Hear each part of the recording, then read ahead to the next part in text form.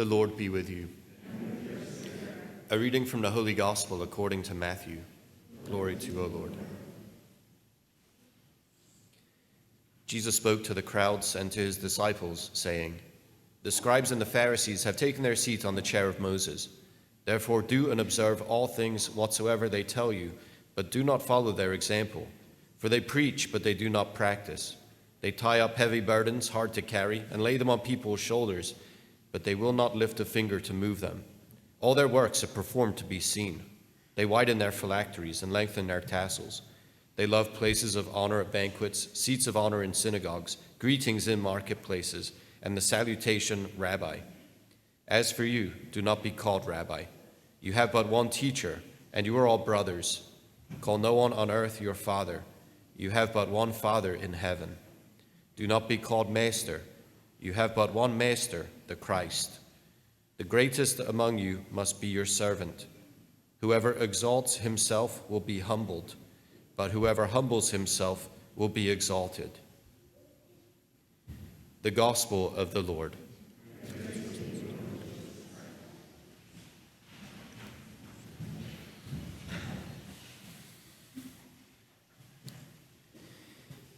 Yeah, it's I don't know. There's some initial points of confusion I hear. I don't know that they're I don't know that we're really that concerned about them. Do you know, call no one Father and what? I mean, I know that. I mean, Jesus says it, and you call me Father. So I think we've already gotten over that hurdle, right? We don't need the little apologetic. I mean, you know, even within the scriptures themselves, that point is not wholly consistent. The fact that, you know, St. Paul is on the move and exhorting people to see him as Father. And of course, we see these salutations kind of littered throughout the gospel text and sometimes used to good purpose. So this is not really straightforward teaching of Jesus. He's addressing something that goes deeper than the use or non-use of titles. And you guys know this probably from your own experiences, that there's sometimes a lot of abuse that comes along with the use of titles, and there's sometimes a lot of abuse that comes along with not using titles, right? Because certain people occupy certain positions, they're not known to occupy certain positions, and it leads to all kinds of bad things. So that what's going on in this passage must be deeper still, and I want to kind of jump to what would otherwise be the concluding point of it, and then see how it works its way back through the scriptures. Here at the end, we see Jesus giving us some really good instruction, right? Some really good kind of guidance on a level of depth, where he says, "The greatest among you must be your servant. Whoever exalts himself will be humbled, but whoever humbles himself will be exalted." And the first thing to say about that is that it's not a game.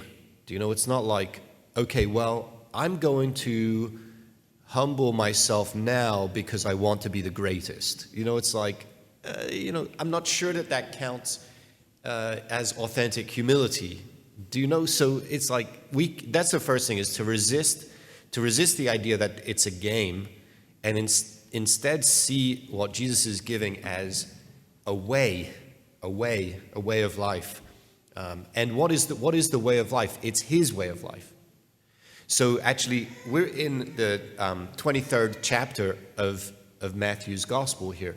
We don't have long, perhaps just over perhaps 2 chapters or so, before Jesus is on the cross. So this is it's being drawn to an end very quickly, right? The story, the gospel, and here. So when we hear, and it's not then. Do you know, then we have to see Jesus' instruction as like not said from on high. He's not like, okay, I'm up here and you guys better humble yourselves, right? You guys better humble yourselves. And I think have some sense of what that experience would be, how to like receiving instruction from on high. But in fact, because Jesus is going to the cross, he's the one who is, say, humbly bent over, bearing the burden here that he says, the scribes and the Pharisees are not willing to carry. He's the one who's humbly bent over, carrying the burden.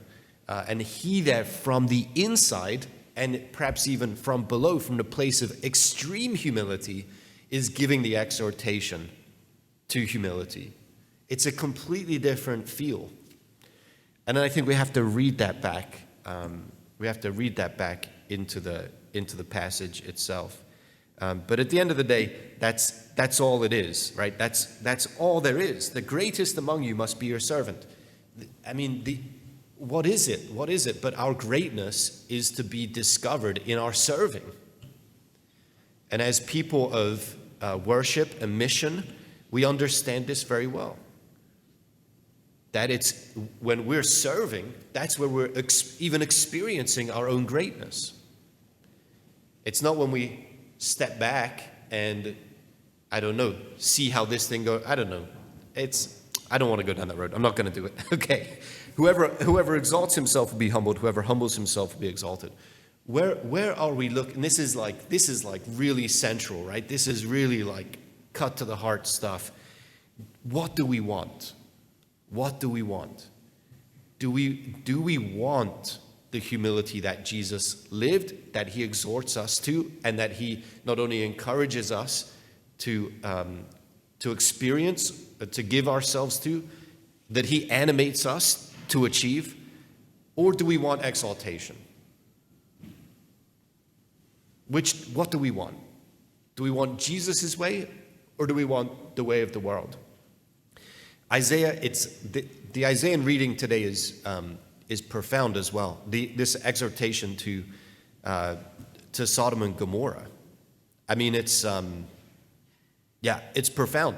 I mean, and what's the point, right? We know what happens to Sodom and Gomorrah, but what's the point here is that the people are going their own way, and it's the way of self-exaltation, indulging in every pleasure possible.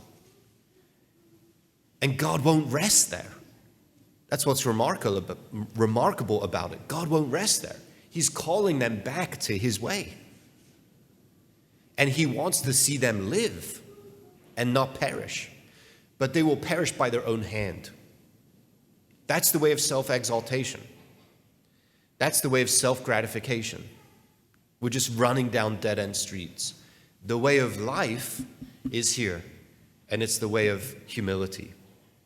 And I don't know, I was giving a couple words on the camera this morning. It's humility is a tricky thing, right? Because we can kind of plan it, like I'm going to do this to be more humble, and we get caught up in a prideful activity. Do you know? It's a very tricky thing. What we can do, I think, is be prepared to be humble and then suffer humiliations well. That's more often than not the path of humility.